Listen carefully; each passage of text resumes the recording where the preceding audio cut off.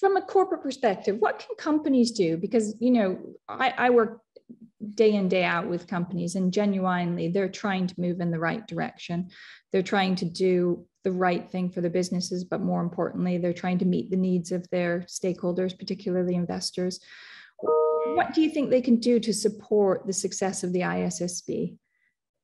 So it's a fundamental question, and thank you for asking, because that's really the reason that Bhakti and I wrote our article in the Harvard Business Review. I think there's a couple things. Number one, they just need to be aware, particularly, in the United States, and a lot of our audience was that, but not exclusively so. But even how closely in Europe people are tracking the ISSB from a CFO perspective, I just don't know. They need to, first of all, be aware of its existence, what it's trying to do and why it's going to be beneficial to them. So I think first step is awareness. The second step would be there's going to be, consultation process when the exposure drafts are issued for carbon and for the kind of the basic framework. Engage in that.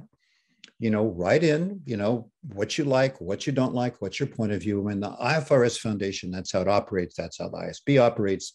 That's how the ISSB is going to operate. People are welcome. They're encouraged. And I think sometimes one of the frustration of the standard setters is that they don't get the engagement that they want from the investors. They don't get the engagement they want from the companies. Then they all kind of whine about it, when it comes out later. So let's speak up while you have the opportunity. There's a deliberative process that's going to go through. Recognize that what's going to come out is going to be sort of, their kind of judicious conclusion, trying to reconcile very different points of view. You're not going to have your way. As I said, nobody's happy when the standard is done. Accept that. And then very, quickly get on with implementing it. And I think then particularly depending upon, the country you're in, take the United States, I think companies need to, there is a little bit of a tendency for companies to kind of want to have it both ways. We believe in sustainability, but do we really need to have standards and we've got to report on it? It's risk and it's expensive. No, stop it, right? Support it. And, if you're in a country where you're going to have to actually be pushing against a regulator that's not being strong enough, to give the regulator courage, right? Because then the regulators worry about, am I going to get this pushback from the business community? I'm waiting to see for certain US business associations. I want to see what they do when the SEC finally comes out with its exposure draft.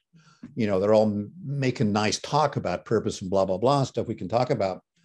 If they kind of, get weak-kneed on some, suggestions for a ruling on climate disclosure in the United States and start invoking cost and this and that and the other thing, I'm going to be a little bit skeptical. And so I think that what we've got here with the ISSB, when you look at the consultation that was done, there was a huge amount of investor support, very thoughtful, much less from the business community. And so that's what Bhakti and I were trying to do with HBR. Other things we're doing, we need to inform the business community. We need to engage the business community. We need to get the support from the business community. And I think if we can do that, and I think we've got pretty strong support in the investment community already, then I think we can get to a good outcome. And you know what? And it's never going to be perfect. And people are going to continue to complain. And look at accounting. We argue about it all the time. Still not perfect. And the reports come out and then they say, but we've got non-GAAP earnings and somebody doesn't like the way goodwill was booked and this and that and the other thing. That's life. That's just life.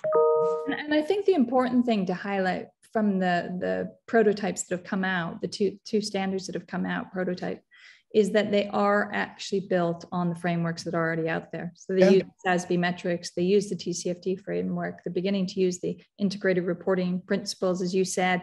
So companies, our recommendation to companies is continue doing what you're doing. You're doing all that stuff because that's going to form the basis of the ISSB moving forward. So at least get on that train, right? No, it's good. And, and as you point out, they're not starting with a clean sheet of paper. There's the work that's been done by TCFD. There's the work that's been done by SASB. I think the GRI's got a bigger opportunity to get involved than maybe they've taken, advantage of, but that's up to them to decide.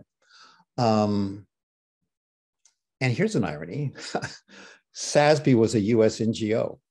And so, the US has been not exactly fashion forward in terms of, what's been going on here in terms of sustainability. It's changing. So now we've got a global effort. What was the TCFD? We've got, kind of great competence and expertise in standard setting in the IFRS Foundation.